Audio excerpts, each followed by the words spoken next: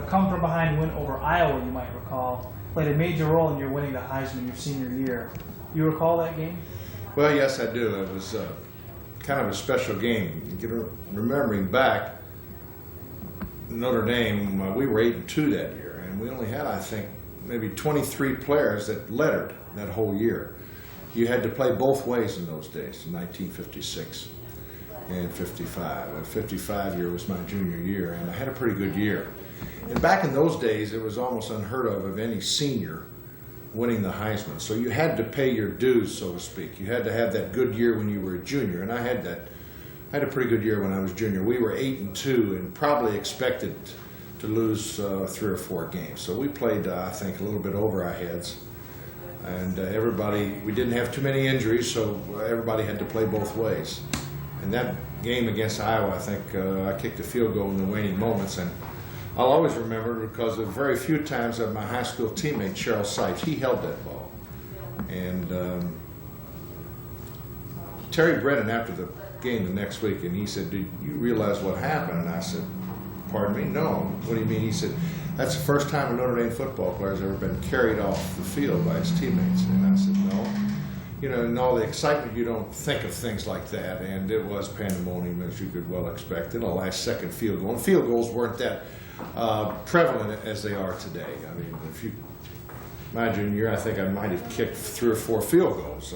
Field goals just weren't part of the offense like they are today. So it was a very special moment. And I've always said that, looking back, that Iowa team had a football player on it that I think was the best defensive football player I've ever played against, one of the best. His name was Cal Jones, and Cal Jones got killed up in Canada. People don't even remember his name, but he would have been an All-Pro for 7 or 8 years, and probably in the Hall of Fame if he played in the NFL. Okay, you're the only player to win a Heisman, a team with a losing record. Would you relive your Heisman season and tell exactly how that happened? Well, heading into the season, you know, it's hard for a senior, even back in those days, it's hard for a senior not to really kind of think of the Heisman Trophy. The Heisman Trophy back 30 years ago, you got to remember, wasn't the hype that it is today. We know the Heisman Trophy candidates when they're freshmen today, the hype that all the schools put out. But back then, nobody started talking about the Heisman Trophy until November. Till the last 3 or 4 games of the season, you did not see too many sports articles in magazines, nor did you see any newspaper columns about the Heisman Trophy, about who was going to win it that year. The Heisman Trophy just was still the the premier award in college football, but yet they didn't make a lot of it until maybe 6 weeks before the award was given out. So my senior year, I knew I had a pretty good chance to win it because I had voted higher than any other junior in my junior year. So that was kind of the progression to win the Heisman Trophy. But after going through that horrible senior year, I broke both my thumbs, and I played halfback and fullback, and I couldn't play quarterback, and I played quarterback one game, and we lost. Oklahoma squeezed by us 40-0, and Michigan State eked by a 46-point victory. So you don't start thinking about awards when you're going through a horrendous season like that. When I was told, and now it becomes a little bit foggy, Charlie Callahan called me over to his office. He was the PR director at Notre Dame, and he had handed out and been a major reason why a lot of the Heisman Trophy winners before me won it. He was a great PR director. And he handed me the telephone and he said, "Tell your mother you just won the Heisman." And I looked at him like he was crazy. Or Tom Harmon told me, a former Heisman Trophy winner, called me in the dorm and said, "Paul, did you know you won the Heisman Trophy?" And I said, "I don't. Are you kidding?"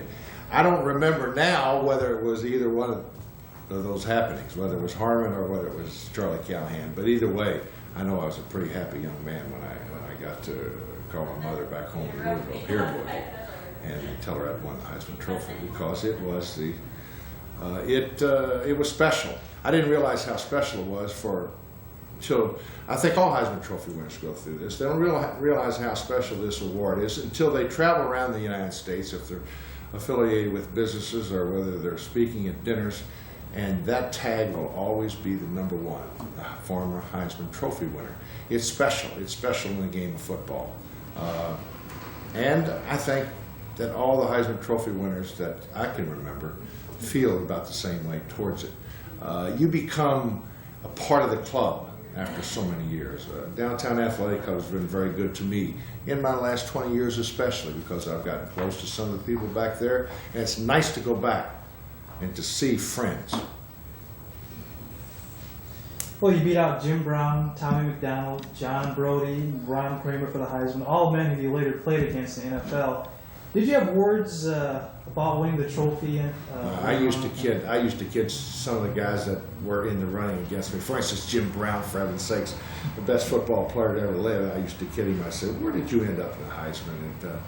And what draft choice were you in the pros? You know, and in that year I was the number one draft choice in the NFL. And for heaven's sakes, here was the best football player that maybe ever played the game in the draft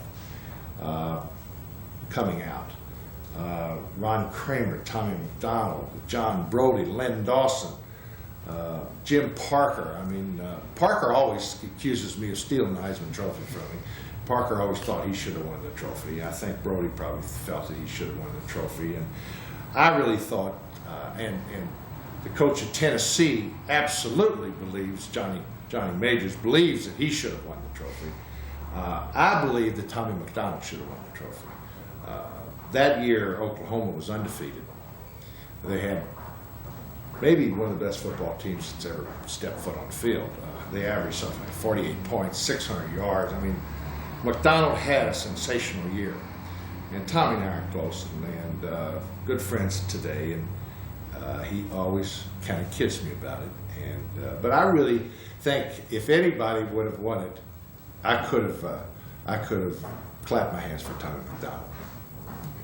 You think of playing at Notre Dame and the stigma, of course, that has a great football tradition, and then not having a winning season that year. Well, if I had not have played quarterback for Notre Dame my senior year, I wouldn't have made all SEC, so to speak. Notre Dame won the trophy for me without question. The popularity of Notre Dame, and like I said, having had a pretty good junior year, you have to be well recognized going into your senior year, and of course at Notre Dame you're well recognized. And back then, if you were running back in the 60s and 70s, you went to SC. Look how many great running backs you. But at Notre Dame, has always been a quarterback school.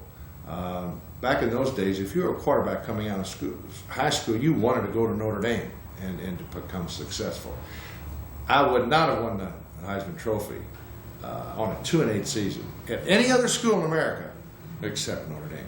Notre Dame won it as much as anything else. Okay. How important was Charlie Callahan getting your name before the writers to vote on? Well, Charlie Callahan was at that time probably the most respected PR man in the business. He wrote the book on sports publicity, and he's at a school where everybody wants to know something about Notre Dame because it is unique. And I think people in other schools, when they hear people talk about that, they get a little tired of it. But it's a fact. People in Maine follow Notre Dame. People in the state of Washington follow Notre Dame. People in New Mexico follow Notre Dame. There are not that many fans of Michigan in Maine, or there's not that many fans of Oklahoma in the state of Washington. And it's just Notre Dame is a universal. They have universal appeal, and that's part of the aura of Notre Dame, the tradition. It is the most popular school in America as far as football is concerned because of their fans, and there's so many Subway alumni that's never been back to the campus that still pull from Notre Dame. I had a fan club, believe it or not, in the south of France for my last 2 years at the University of Notre Dame, where they wrote me from the south of France. I had like 60 kids in grade school and high school who wrote me. I wrote them every month, and they were in the south of France. And so it's a very unique possibilities happen there. You kind of touched on it, but the great story behind Charlie Callahan, and we told you that you won the Heisman Trophy. It was kind of unique, I think. Yeah, Charlie called me in the office and he said, you know why you're here? I said, no. He said, picked up the telephone and he said, you know, yeah. Yeah. Just no calls for a while, dear. So where were we? Charlie Callahan? Yeah. Yeah, Charlie Callahan, he called me in the office and he said, he had a telephone in his hand and he said, phone calls for you, it's your mother. Tell your mother you won the Heisman Trophy. And I kind of got me out of class, in fact, to come over to I couldn't understand why I was getting taken out of class to come over to the PR department.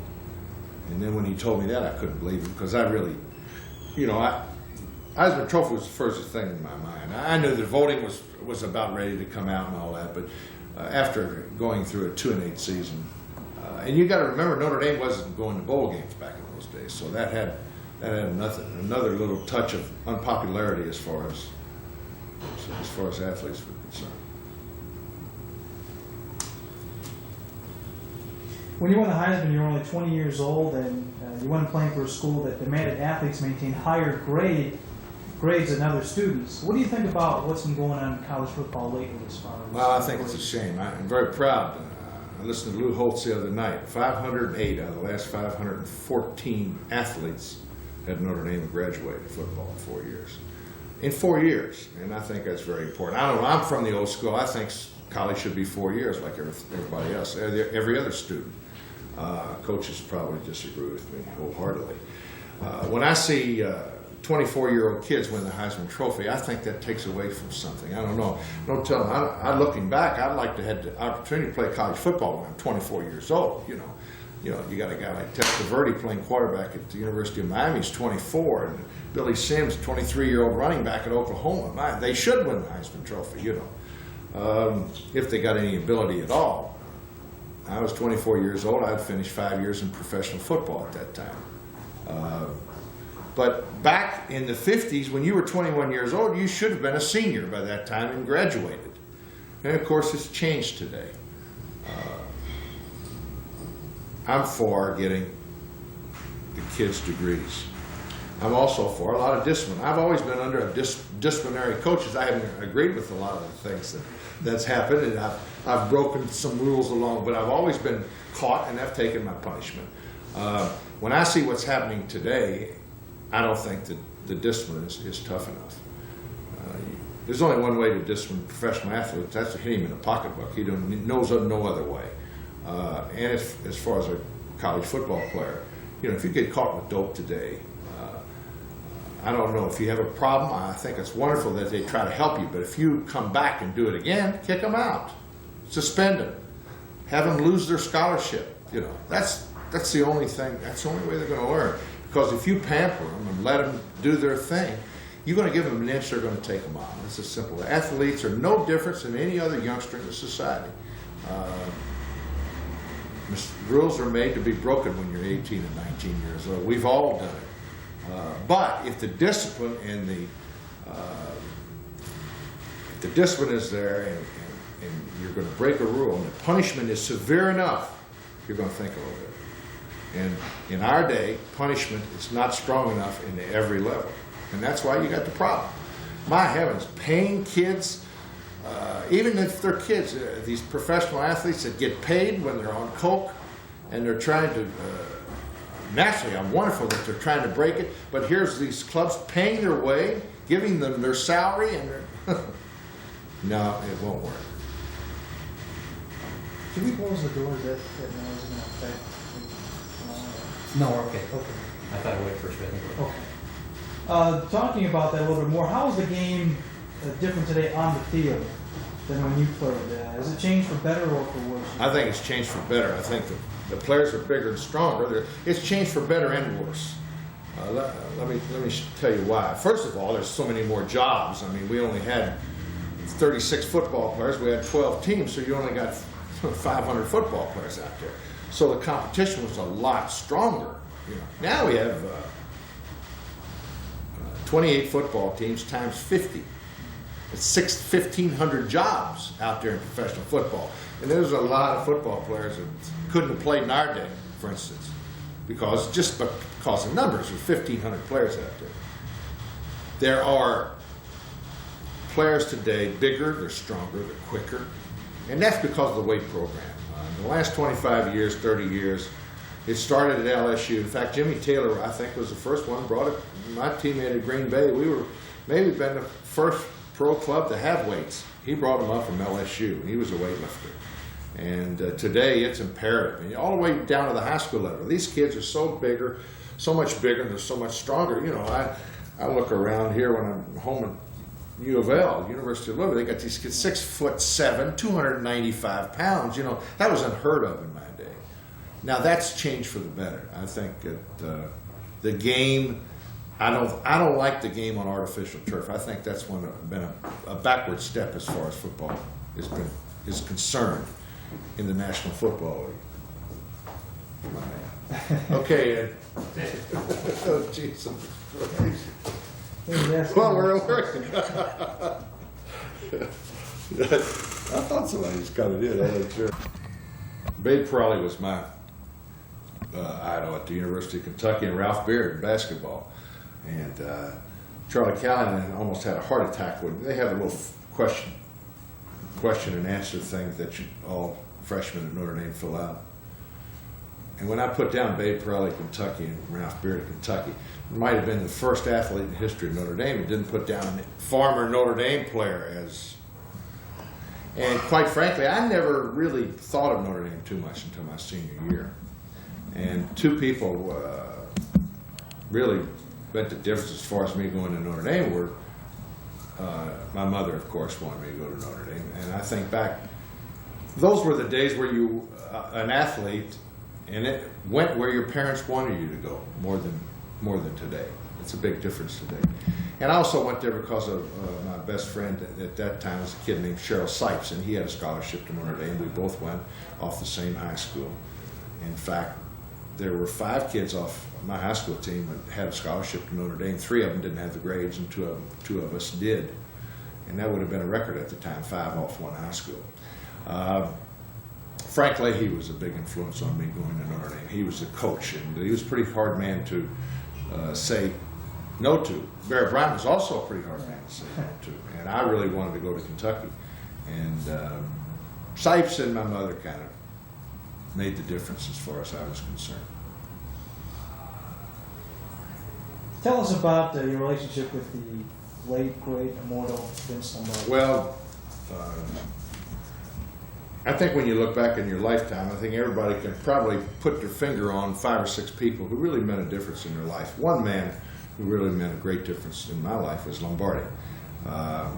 Lombardi was not only a unique coach, he was a unique man for the times. He was a great teacher, and I loved the man. I got along with him. I understood him. Every time I had an argument with him, I never won one argument with him my whole life. I don't think he was right all those times, but he was the boss, so he was right as far as we were concerned. I probably got to know him a little bit more, like all athletes do. After you graduate from your coach in college, or after you get away from your pro coach, if you have any, feelings there at all, you become a little bit closer. I really felt that during those years, maybe Lombardi felt that McGee and I were. Mrs. Lombardi used to always say, if he'd had to choose a life of all the football players that he's ever coached, he'd like to be you. He'd like to be you and McGee. He likes that freestyle, and that wasn't the image that Lombardi portrayed to a lot of people. But he was a special guy. Nobody won with the enthusiasm that he won with. He won 5 championships in 7 years. That's never been duplicated.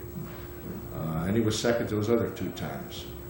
And he's the only man to be given, 15% of a team, for heaven's sakes, to coach. It was huge.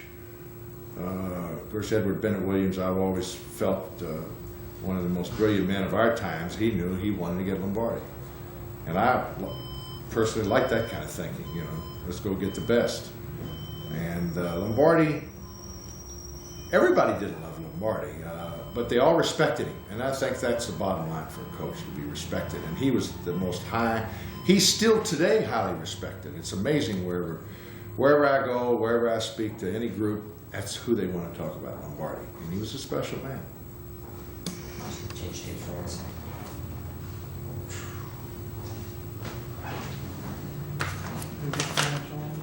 Mo said he was 10 winners going to 17 the other day.